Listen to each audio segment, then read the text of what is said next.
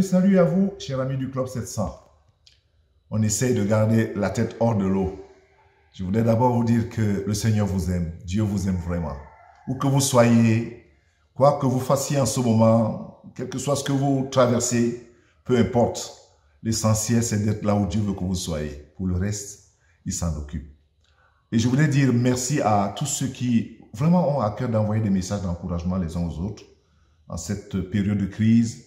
Dire merci nous nous encourageons en fait à tous les médecins, les infirmiers, infirmières, le personnel de santé, l'ordre public, partout dans le monde où il y a des efforts louables qui sont donnés pour essayer de maintenir cette prévention qui est donnée afin que nous sortons de cette crise.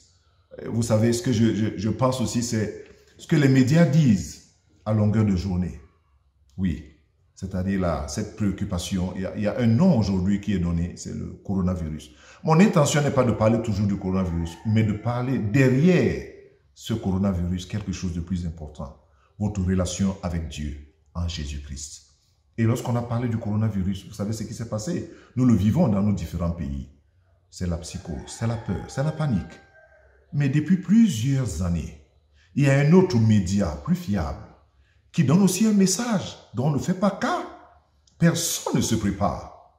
Ce message, c'est quoi? C'est que le Seigneur Jésus revient bientôt. Mais il revient pour faire quoi? Il vient chercher ceux qui croient en son nom, ceux qui ont confiance en lui. Mais ce n'est pas la préoccupation de nos gouvernants. Ce n'est même pas la préoccupation de ce monde. Non, personne ne se préoccupe. Non, on continue à vivre notre vie comme on veut. On monte, on descend. Aujourd'hui, nous sommes obligés d'être confinés quelque part à cause d'un virus. Oui, le coronavirus. Et c'est la panique. Pourtant, il y a un autre média qui a parlé. Depuis longtemps, Jésus revient. Jésus dit, il est à la porte. Il frappe.